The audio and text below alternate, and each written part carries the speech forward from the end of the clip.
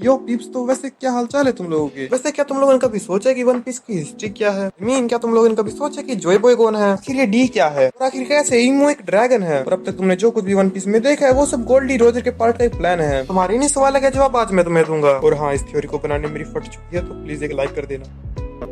देखो, इस थ्योरी के अकॉर्डिंग हमने कई बार देखा कि वन पीस में मून पे पहले काफी लोग रहा करते थे। इसके हिंट हमें स्काइपिया में काफी बार देखे हैं, अगर तुमने वो आर्क स्किप नहीं की है तो। लेकिन हजारों साल पहले जब मून के रिसोर्सेज खत्म हुए, वहाँ के लोगों ने नए प्लेनेट की खोज की, जिससे वो सीधा अर्थ पर आए। और जो मून पे रहने वाले लोग थे वो अपने साथ अर्थ पे बहुत सी नई स्पीशीज को भी लाए, जैसे लूनारियंस। रुहारा के लोगों ने इस इवेंट को डिकोड ही कर दिया था। लेकिन जब मून पीपल अर्थ पर आए तो अर्थ के लोगों ने उनके खिलाफ वॉर डिक्लेयर कर दी। वैसे तुम सोचो, अगर अर्थ पे कभी एलियंस आते हैं तो तुम उनको चाहे तो नहीं पूछोगे। लेकिन इस वॉर में मून पीपल काफी अच्छे से जीत रहे थे, क्योंकि उनका अटैक काफी ज्यादा एडवांस था अर्थ से। लेकिन फिर भी उनका इस वॉर की वजह से काफी ज्यादा नुकसान हो रहा था, जिससे उन्होंने अर्थ के लोगों के साथ एक डील की। उन्होंने उस टाइम पे सभी पावरफुल किंगडम्स को अपने अटैक का कुछ ना कुछ पार्ट दे दिया। और इस इवेंट के बाद मून के पीपल्स का अटैक मिलने की वजह से किंगडम कुछ ज्यादा एडवांस हो गया था, जिस किंगडम को हम फिलहाल के लिए एंशिएंट किंगडम कहेंगे। और ये एंशिएंट किंगडम कुछ ही सालों के बाद मून पीपल से भी ज्यादा एडवांस हो चुका था, जिस वजह से मून पीपल की क्वीन इमो सामा ने एंशिएंट किंगडम के खिलाफ वॉर डिक्लेयर कर दी थी। लेकिन इस वॉर का रीजन तो कुछ और ही था। एंशिएंट किंगडम का किंग जॉय बॉय भी लोगों को फ्री विल देना चाहता था, क्योंकि जब मून पीपल अर्थ पर आए थे उन्होंने अपने साथ स्लेवरी सिस्टम को भी लाए थे। और ये स्लेवरी सिस्टम बाकी के सभी पावरफुल किंगडम्स में फैल रहा था। लेकिन वही Joy boy free will pay यकीन रखता था। लेकिन इमो को ये चीज बिल्कुल पसंद नहीं थी। जॉय बॉय स्लेवरी सिस्टम को खत्म करके न्यू वर्ल्ड ऑर्डर बनाए। लेकिन इमो ये भी जानती थी कि वो जॉय बॉय से डायरेक्ट वॉर में नहीं जीत सकती थी, क्योंकि जॉय बॉय के पास 3 एंशिएंट वेपन्स थे, पोसाइडन, यूरेनस और प्लूटोन। और ये तीनों वेपन्स इतने ज्यादा पावरफुल थे कि पूरे वर्ल्ड को खत्म कर सकते थे। इस वजह से इमो सामा ने अपने साथ 20 किंगडम्स को लिया और उन्होंने एंशिएंट किंगडम के खिलाफ वॉर डिक्लेयर कर दी। लेकिन फिर भी एंशिएंट किंगडम इस वॉर में बहुत आगे था अपने 3 एंशिएंट वेपन्स की वजह से। लेकिन इमो ने किसी तरह से जुनेशिया को ट्रिक करके 3 एंशिएंट वेपन्स में से एक वेपन अपने साइड कर लिया था। यूरेनस का यूज करके पूरे एंशिएंट किंगडम को खत्म कर दिया। जो वो जानता था कि वो इमो से नहीं जीत सकता, जिससे उसने पूरे वर्ल्ड में पोनिक्लिप्स फैला दिए। फिर सभी पोनिक्लिप्स में एक ऐसा पोनिक्लिप्स था जिसमें पूरी वर्ल्ड हिस्ट्री और पूरे वर्ल्ड की हिस्ट्री छिपी हुई थी। और वो पोनिक्लिप्स जॉय बॉय ने एक आइसोलेटेड आइलैंड पे छिपा दिया था। और जॉय बॉय को यकीन था कि किसी दिन कोई ऐसा इंसान आएगा, किसी की तरह ऐसी फ्री विल में यकीन करेगा तो किस पूरे वर्ल्ड को चेंज कर दे। हमारी स्टोरी में आता अभी D clan. According to me D clan कोई क्लैन नहीं है, बल्कि ये टाइटल उन लोगों को मिला जो कि जॉय बॉय की तरह फ्री विल में यकीन रखते थे, जिसको तुम ऐसे समझो वर्ल्ड गवर्नमेंट के होते सबको फ्री विल दिलाता है। ड्रैगन जो कि वर्ल्ड गवर्नमेंट को हटा के फ्री विल लाना चाहता है। और वही मंकी डी लूफी जो कि ठीक जॉय बॉय की तरह है। और तुम देख ही सकते हो डी क्लैन का हर मेंबर किसी न किसी तरह से फ्रीडम से जुड़ा हुआ है। लेकिन जॉय बॉय एंशिएंट किंगडम की हार के साथ डी क्लैन का हर एक मेंबर अपने अपने अलग रास्ते पे चला गया। और फिर इमो ने वर्ल्ड गवर्नमेंट को फॉर्म किया। और इमो ने तीनों एंशिएंट वेपन्स का यूज करके वर्ल्ड के सी लेवल को भी बढ़ा दिया, जिससे लोग आसानी से ट्रैवल ना कर पाए। और अगर लोग ट्रैवल नहीं करेंगे तो इन्फॉर्मेशन भी जल्दी शेयर नहीं हो पाएगी। और फिर वर्ल्ड गवर्नमेंट जैसे चाहे वैसे लोगों को कंट्रोल कर सकती है। वैसे भी सिर्फ हमें ही पता है कि वन पीस के वर्ल्ड में भी चल क्या रहा है। लेकिन अब तुम ये सोचो, तो वन पीस किसी आइसोलेटेड आइलैंड पर रहते हो, तुम्हें सिर्फ वर्ल्ड गवर्नमेंट ही न्यूज देती है। वो तुम्हें जैसी चाहे वैसे कंट्रोल कर सकती है। तुम उनसे कोई क्वेश्चन भी नहीं पूछ सकते, नहीं तो मारे जाओगे। इस वजह से इजीली वर्ल्ड गवर्नमेंट पूरे वर्ल्ड को कंट्रोल कर लिया था। लेकिन ऑलमोस्ट 800 सालों के बाद ऐसा इंसान आया जिसने जॉय बॉय के फाइनल पोनिक्लिप को ढूंढ लिया था। Yes, it's Gol D Roger. और पूरे 800 सालों के बाद रोजर ही वो पहला इंसान है जिसको वर्ल्ड हिस्ट्री के बारे में पता चला था। लेकिन रोजर जानता था कि वो कभी भी वर्ल्ड गवर्नमेंट और इमो को नहीं हरा सकता। और वैसे उसकी इलनेस की वजह से उसके पास ज्यादा टाइम भी नहीं बचा था। लेकिन रोजर ने मरने से पहले एक ऐसा प्लान बनाया जिससे the great pirate era start हो गया।